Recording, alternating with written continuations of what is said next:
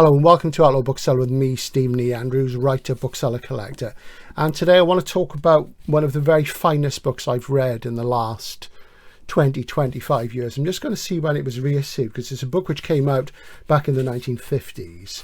And let's see, it was issued in the UK, let's have a look, 2007.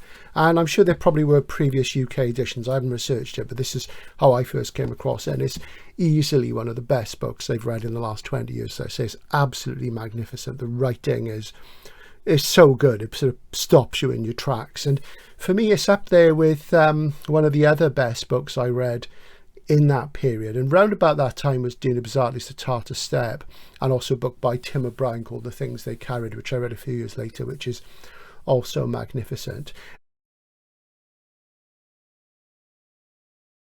The book I want to tell you about today is The Hunters by James Salter. James Salter, born 1925, USA. The Hunters was published in 1956.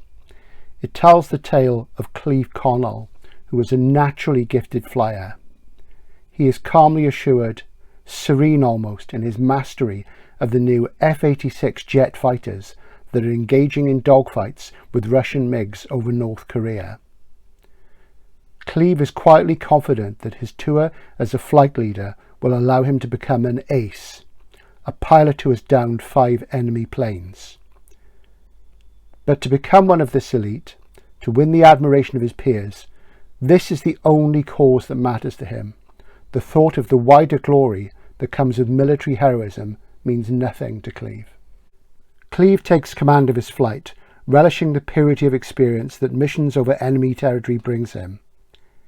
Yet his quiet confidence begins to wane as other, less experienced pilots get the lucky breaks that evade Cleve. Sometimes they claim kills of questionable provenance. Somehow, when Cleve is airborne, MiGs are nowhere to be seen or appear on the horizon only when fuel limitations forces F-86 to return to base. As Cleve's disquiet grows, Pell, a fellow airman with visible hunger for fame, unbecoming of the selflessness the squadron routinely displays, adds red stars to his fuselage as his kills rack up. Soon the unspoken rivalry between the men comes to haunt Cleve's every waking hour. With only 1 star on his plane and the end of his tour approaching, can Cleve live with the knowledge that he, the better pilot, may never regain the respect of his contemporaries? Salter himself flew F-86 over Korea. A world-class writer whose verbal proficiency is a fine metaphor for the pinpoint dexterity of fighter pilots, his radiant prose displays sterling imagination balanced with consummate judgment in selecting words. Instead of filling his book with technospeak, Salter instead takes sheer, unadorned poetry and marries it to mercurial action with a clarity that soars miles above the faux adrenaline of pulp cliches. Cleve's purity of intention is expressed with a telling insight, and the reader will never forget the devastating climax of The Hunters, a story that reveals much of the truth behind the distinction of war heroism and the complex relationship between competitors.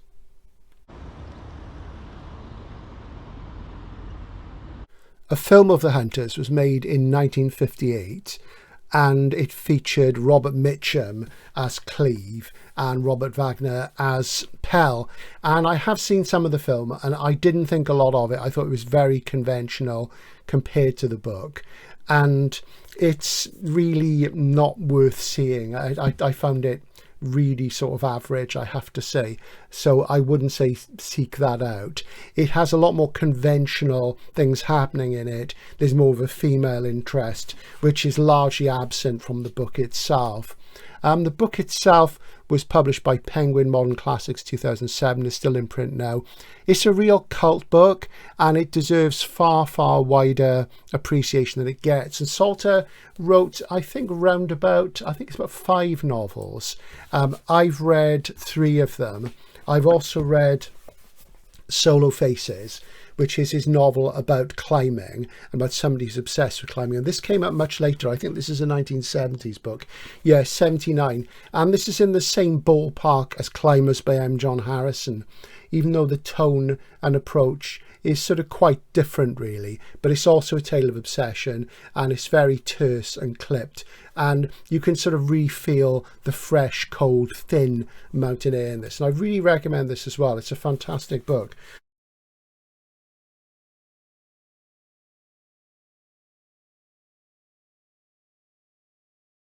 But The Hunters just is astonishing.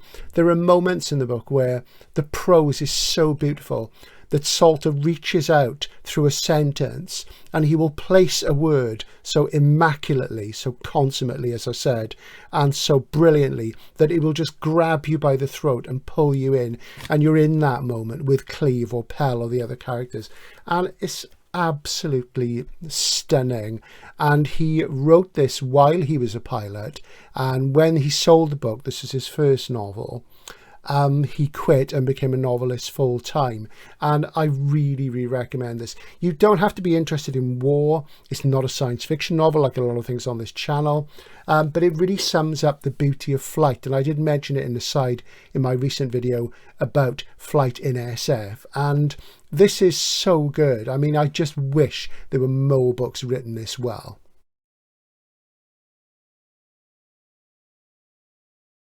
The other Salter I read is a book called A Sport and a Pastime, which is largely about affairs of the heart and predominantly about sex. And it's very impressionistic and it's beautifully written. But the problem with writing books about sex is that people's experiences, expectations and desires differ so much, so it doesn't have quite the same sort of universal appeal. And not that The Hunters is universal. It looks at the specifics of this particular character and the characters he's with, but at the same time ideas like ambition, achievement and failure are things which all men have to face if they sort of go into the world with the idea of expectation which falls upon being masculine. And it's an important read that way as well. But overall, you should just read this for the sheer gorgeousness of the prose, and you learn a lot about what it's actually like to have been in that situation.